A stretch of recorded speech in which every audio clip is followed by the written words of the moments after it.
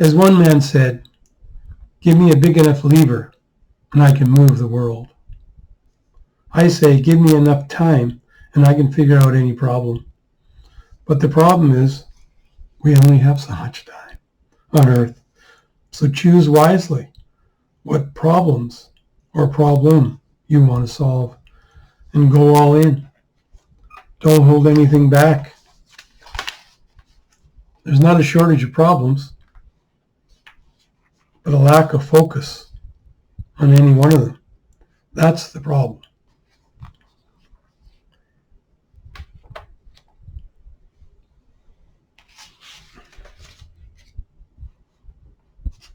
Time is short. We don't have enough time to relive our past, our failures, over and over again. You already did them once. Practicing your failures is not going to help you. Yes, we must find the instruction part in the failures so we don't repeat them, but we cannot dwell in them and take the lessons learned, move on, and from there put them deep in the background to be brought out only when applicable, when it may help us in the present situation. Why? Because again, we have only so many daylight hours in our life. If we waste half of them on our past failures, we have not only lost progress, but now we're letting the failures steal our todays and our tomorrows.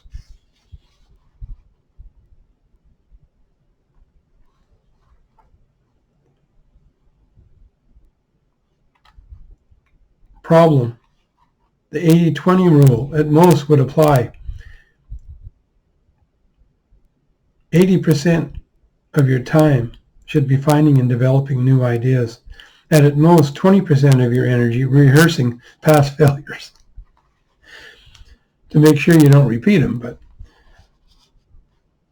for those who do not study the past are bound to repeat the past failures.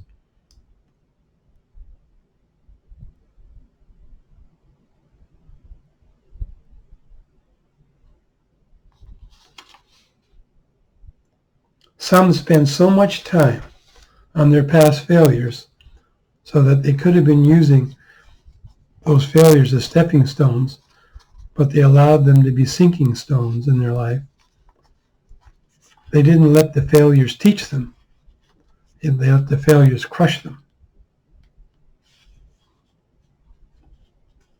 Don't let failures be your focus today, but just guides of what not and where not to step. Where's the power in life? It's always in today. It's not yesterday or the future. Sure, it's good to know where you've been and where you desire to go, but you must live and work in today.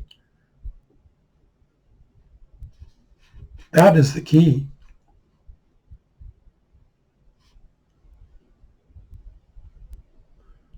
Why does the Bible keep repeating who you serve today? The answer is not in the past. If it would have been, you would have figured it out back then. You didn't. It's not in the unknown future that you don't even know you have. The moment, this hour, that's upon you is where all the power lies. Don't let it lie dormant by doing nothing, and don't spend it all on the past or the future. You already paid for the past. Don't waste any more money on it or time on it. I don't care if it was a failed past or a successful past, and neither does God. What will you do this day?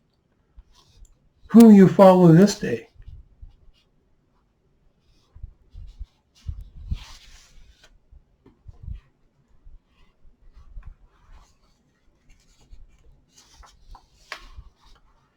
I think of learning to know God and Jesus. First step, do you have faith there's a God? Lesson 1. You don't have to go past that. If If you can't get that one, then all the rest are just fairy tales. Second lesson, do you believe with your faith that he's for you and that he's a good God? If you can't get past that, go back to step one. These are foundational questions. How can we come to believe Jesus? That's the last step.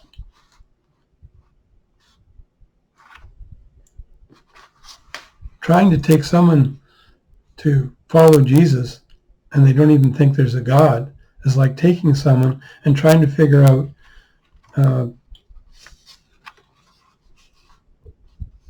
someone that doesn't know 1 + 1 and you're trying to teach them calculus. They're not going to get it.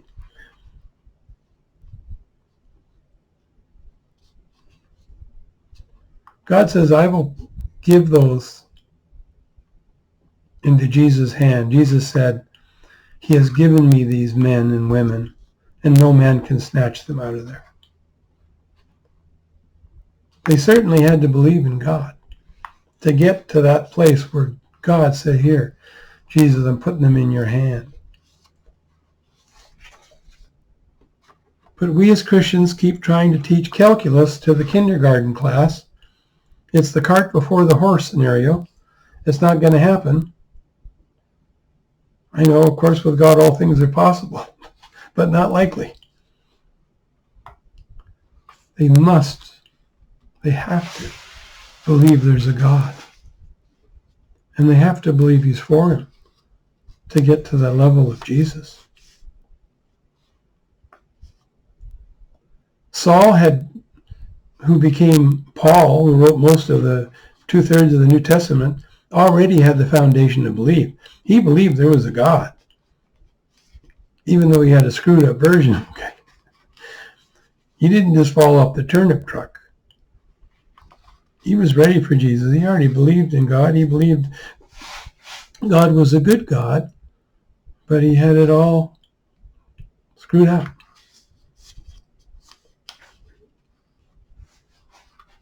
Without faith in God, there is no pleasing God.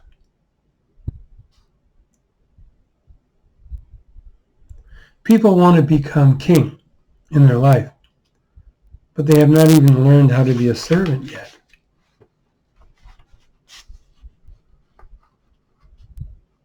There are more failed introductions with sinners, prayers being said,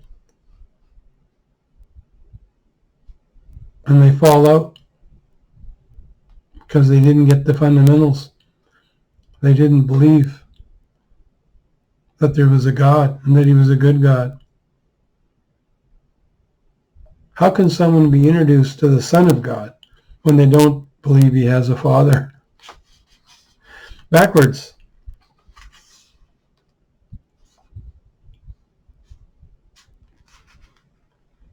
And when it does succeed, or seemingly succeed, in that first introduction to Jesus, it's a rarity and probably not even possible. Without a foundation, how will the structure stand?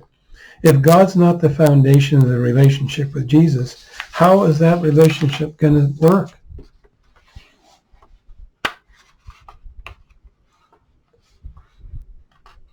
Sometimes we go through life through a lot of poop, but if we keep going, we'll find a pony in there. You dig and you dig wells. It's just a matter of time that you will hit water.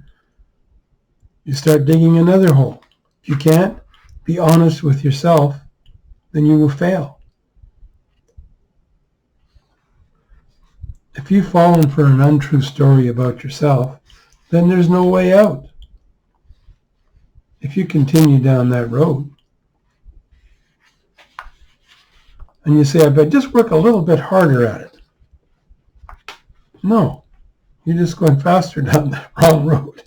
Now, you might speed up your demise, but you will not dig your way out of a dry hole.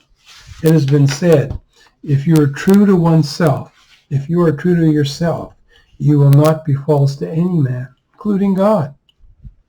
But it starts there. You can't build a life on an illusion or a delusion.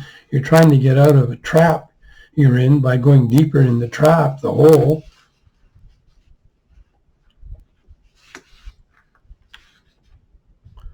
It's like we're all part of a big experiment, like a maze we must go through with snags and progress, but at times seems like a great game.